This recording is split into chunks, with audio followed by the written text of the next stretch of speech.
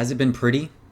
That's not the adjective I would use to describe the Rays, but they have won 7 of their 8 last series, and you can't take that away from them, regardless of the unclutchness, we'll call it, their lack of hitting when the time is right and the time is needed. But the pitching has been timely, and they've just been able to do enough at times to win series, and that's all that matters. 7 of 8 going into the All-Star break, and like I said, despite of what you have to say, you can't take that from them. Now, the hitting has not been bad through this entire stretch. Minnesota, it was pretty good. Pittsburgh, solid. Seattle, solid. Washington, solid. Kansas City, definitely solid. But, getting swept by the Rangers, obviously, was the 1 out of the 8 in terms of losing a series. But then New York and Cleveland, just the runners on second and third. There's a word called clutch, and the Rays just, when they're at bat, they just don't have that word in their dictionary right now. They have been terrible with runners in scoring position, but somehow, some way, they won both of these series during this homestand going into the All-Star break against 2. Granted, the Yankees are in a massive slump, but Cleveland, the top record in the American League, they've just found a way to win. So I've already talked a bit about the prior series in previous videos, so let's stick to this homestand. Yankees, Stankies, and the Cleveland Guardians. So, always dramatic, obviously, when the Stankies come to town. They fill up the stands with their fans. They all live here, and it just makes for a different atmosphere. It's different. It's wild with the amount of Rays fans and then the amount of Yankees fans. It's just not something you see around the league. And it was definitely dramatic. It did not disappoint on field at all.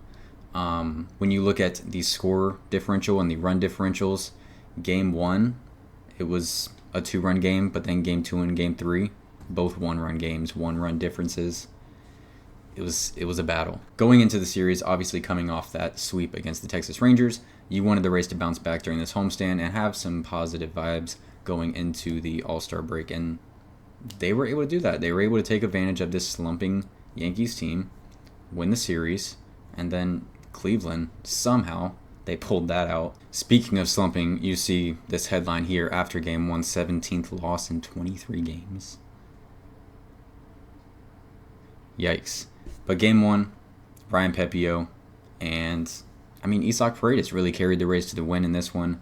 The starting pitching throughout this homestand, fantastic. And you see it here with Ryan Pepio, 5 2/3, just 4 hits, 1 earned run, 7 Ks. Getting it done.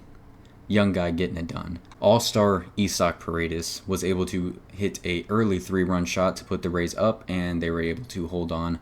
Good stuff from the bullpen, able to keep it down. And Pete Fairbanks with the save. That was that for Game 1. Game 2 was really just unfortunate. Zach Eflin, 7 full innings, just giving up 1 earned run. Just no run support at all. I think the only run came from a Yandy Diaz grounding into a fielder's choice, and that was it. Trent Grisham on the other side for the Yankees, really good game defensively, and of all people, he has the 2 RBIs for the Yankees, and that was enough to win the game for them. They won that game 2-1. Just Rays not being able to put runs on the board consistently, and when you get runners in scoring position, not taking advantage of it. Perfect example right there. Game 3 was definitely the most dramatic game of the series throughout, and then that ending was just cherry on top. So pregame, Randy Arozarena calls his shot. First inning, comes up to bat after Yandy Diaz doubles to lead off.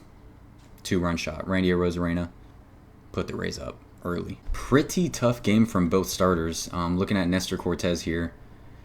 4 1/3, 7 hits, 5 earned runs, 2 walks, just 4 Ks, 97 pitches through 4 1/3. No bueno. Shane Baz, it wasn't terrible. it wasn't as good as he looked in Texas, but you were able to see and tell how tight Kevin Cash still has the leash on Shane Baz.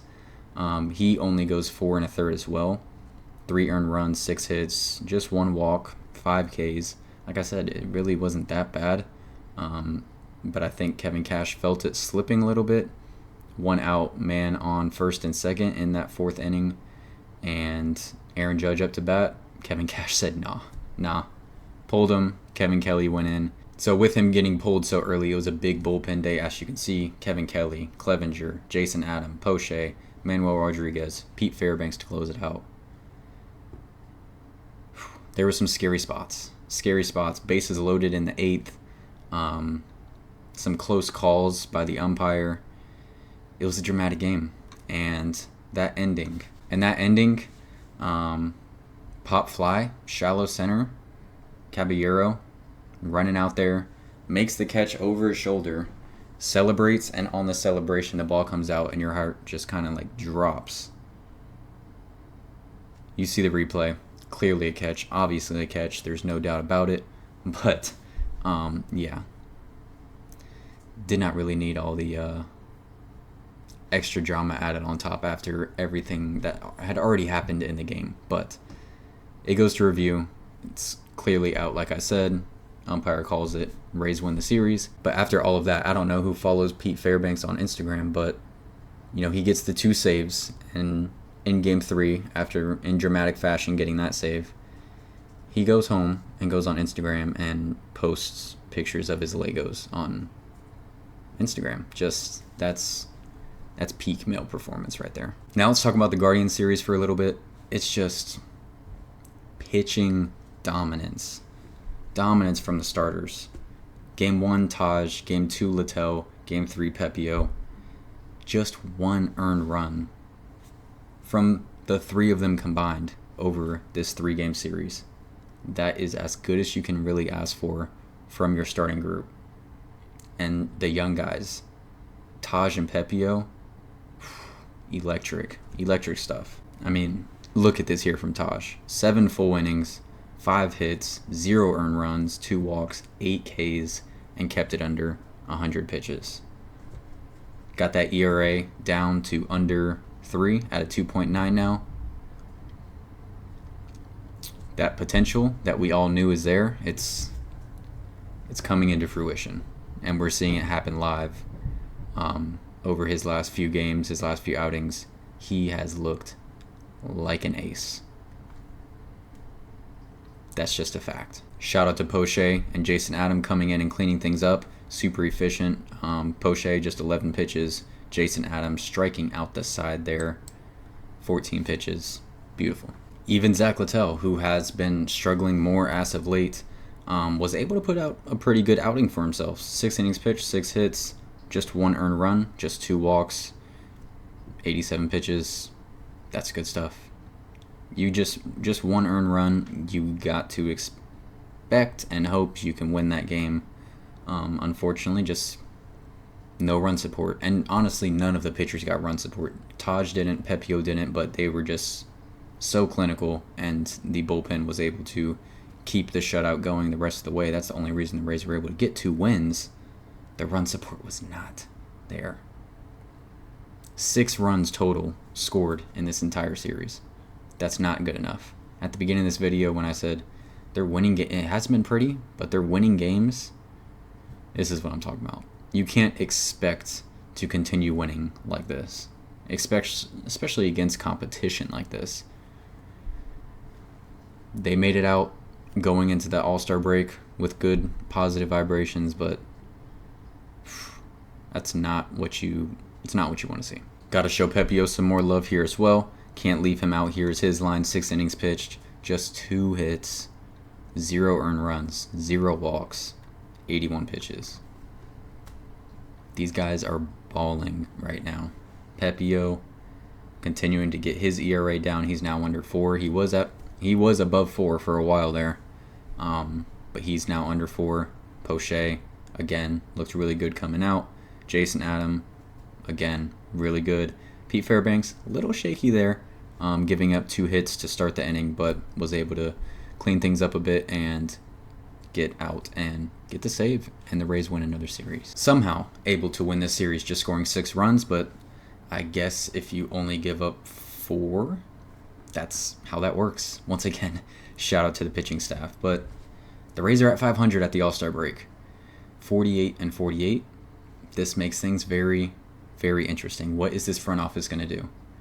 I don't expect them to go crazy either way, sellers or buyers, but I'd probably expect a veteran to be moved, probably get younger in a couple places, who knows, but it makes things interesting for the rest of this month, for sure. And just to, sprinkle this in to, give you guys a little cliffhanger on the way out.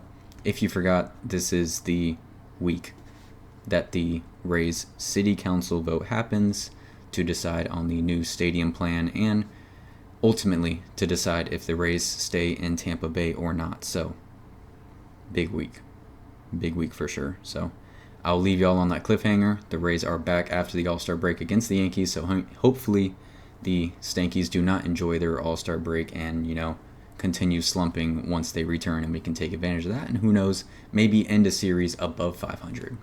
That sounds great, doesn't it? So thank you guys so much for watching. Please comment down below your thoughts on this homestand. Good stuff from the pitching staff for sure. Please like and subscribe if you have not already. Once again, thank you. Go Rays. Y'all have a blessed one.